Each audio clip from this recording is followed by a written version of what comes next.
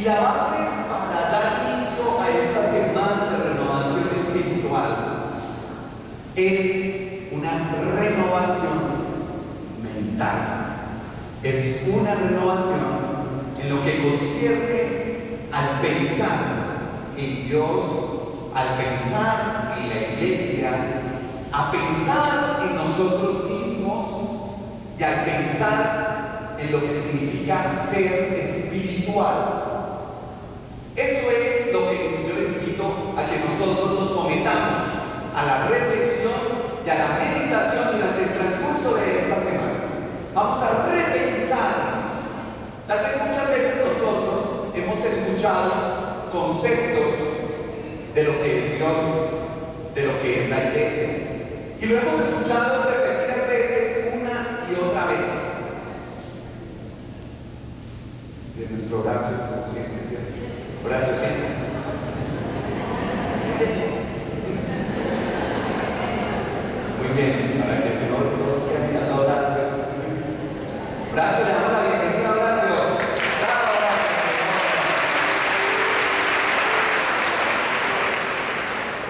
Bien, retomo. Vamos a someternos en Dios a repensarnos. Y el primer gran concepto que vamos a mirar, a reflexionar y a meditar en esta noche es sobre quién es Dios para nosotros. ¿Quién es Dios para ti? ¿Quién es Dios en nuestras vidas? ¿Eres creyente en Dios? Mínimo, ¿no? Si estás aquí es porque al menos crees en Él. Pero ¿cómo te imaginas? ¿Cómo lo piensas? Cuando tú haces tu oración, ¿a quién te imaginas en tu mente? Cuando tú oras a Dios, ¿cómo lo piensas? ¿Cómo lo visualizas? ¿Cómo lo percibes internamente? ¿Como el padre bonachón, barbón, viejón? ¿O joven, alegre, de ojos claros, como Jesús, como nos ha pintado Jesús? En la época medieval sacaron rostros muy elegantes, muy europeos de Jesús. Y también cuando tú oras y te visualizas a Dios, piensas en ese rostro. ¿Cómo pensamos nosotros la presencia de Dios en nuestras vidas? De hecho, cuando tú dices que sientes a Dios, que percibes a Dios, ¿qué es lo que sientes? ¿Qué es lo que percibes? ¿Qué percibes? Como un gusanillo que sube, que baja, como un frío, como un sudor que te derrama por tu espalda. Porque ahorita estoy lavado ya, aquí el sudor, eso que hay airecito. Pero, ¿qué piensas en Dios? Cuando piensas en Dios. Y el gran concepto que todos sabemos de quién es Dios, ¿cuál es? Que Dios es más fuerte, que Dios es amor. Muy bien. Y cuando hablamos del amor y que Dios es amor, ahora viene nuevamente mi reflexión y mi pensar. ¿Qué es eso de que Dios es amor? De que Dios me ama y de que yo me dejo tocar por el amor de Dios. ¿Qué es eso?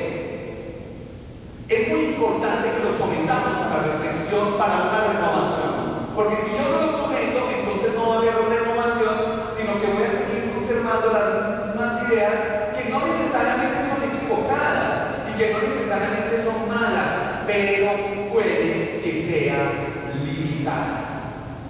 Tal vez a veces el concepto de Dios que yo tengo, por más que sea verdadero, sea exacto, puede que sea limitado.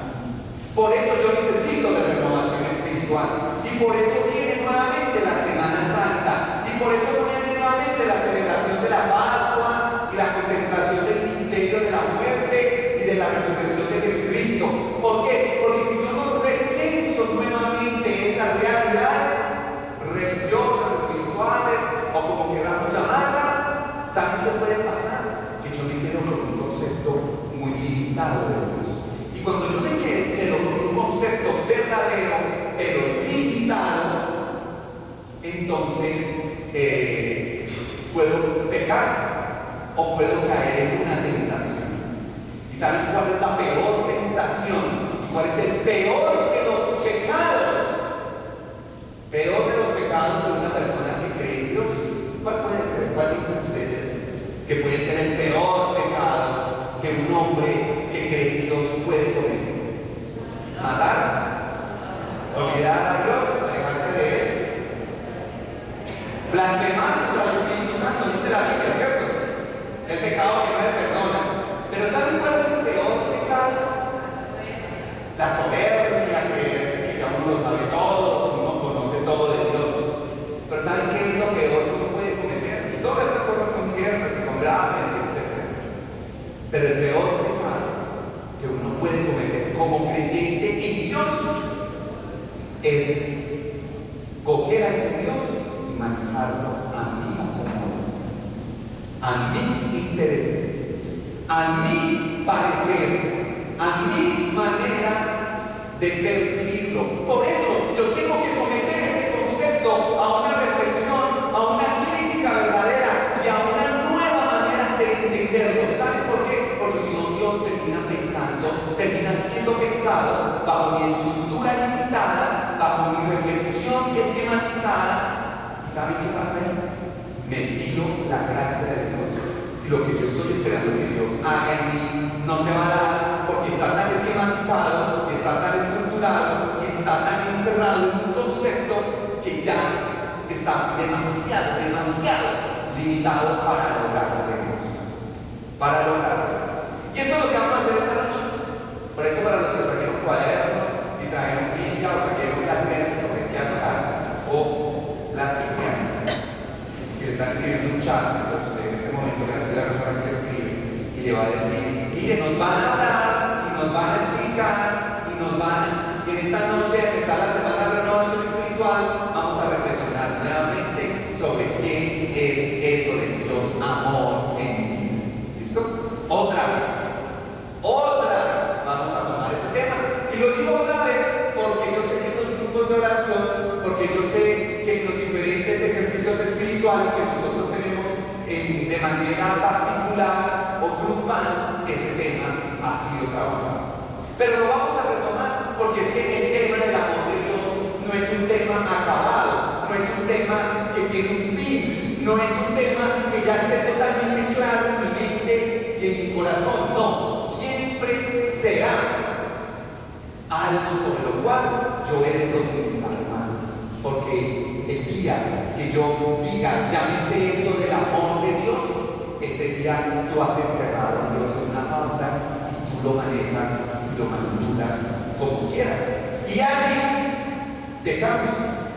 ¿Cuántos de nosotros nos hemos confesado de eso? Oiga, padre, me arrepiento de manejar a Dios en el acomodo. Y saben, en la Iglesia Católica existen a veces unas prácticas muy bonitas, muy piadosas, muy admirables, pero que corren ese peligro. Y nosotros mismos, o sea, nosotros podemos hacer eso de Dios. En la Iglesia Católica somos extremadamente manipuladores de Dios. Cuando decimos, pero ¿por qué me va a ir mal?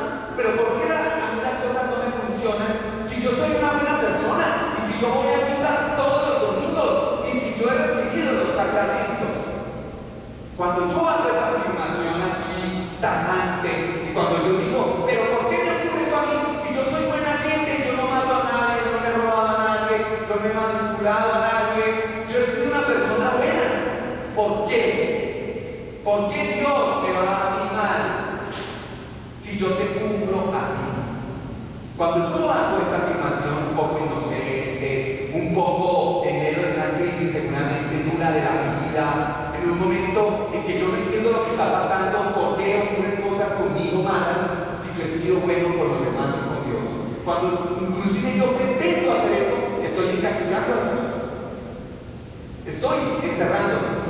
Estoy diciendo, Dios, yo que he sido bueno contigo, tú no me estás haciendo a mí ningún favor. O por ejemplo, otra práctica muy católica, las novenas, que son muy buenas, que son muy bellas, los rosarios, que son espectaculares, que yo lo hago de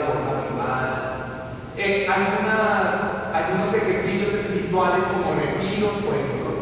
Aquí abajo los hermanos que acaban de venir de retiro, de parejas, de bodas, de canal, que están. Bueno, muy bien, ellos acaban de venir de un retiro este fin de semana con el padre de Peña, pero ellos pueden correr ese peligro. No, es una experiencia de Dios.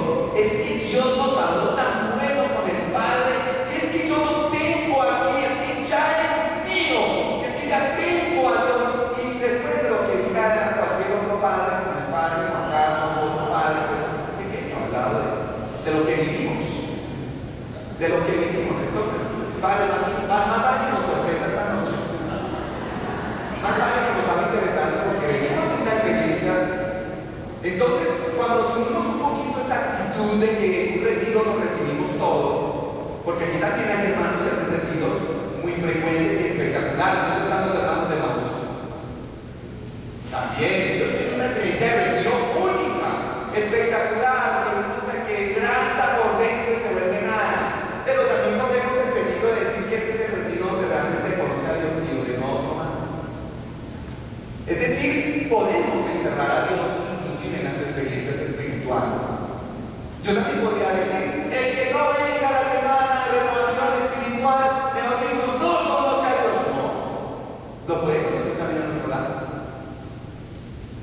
Y así otras experiencias. Los católicos, no solamente los católicos, también otras religiones y otros grupos, tienden a atraparnos, a capturarnos, tienden a tenerlo como posesión y como bien exclusivo. Por eso el que no cree en Alá se va entonces a la guerra santa. Por eso aquel que no practica los 10 mandamientos judíos entonces se condenará en Sheol. Y por eso el que no cree en la Santísima Virgen María y la venera, entonces no heredará la casa de Dios, porque es que hay que cumplir, hay que hacer, hay que llevar a cabo esto o otro para que tú tengas a Dios en tu mano. Y ten cuidado, porque la experiencia del amor, si Dios es amor, no se trata de cumplir, no se trata aquí de cumplir.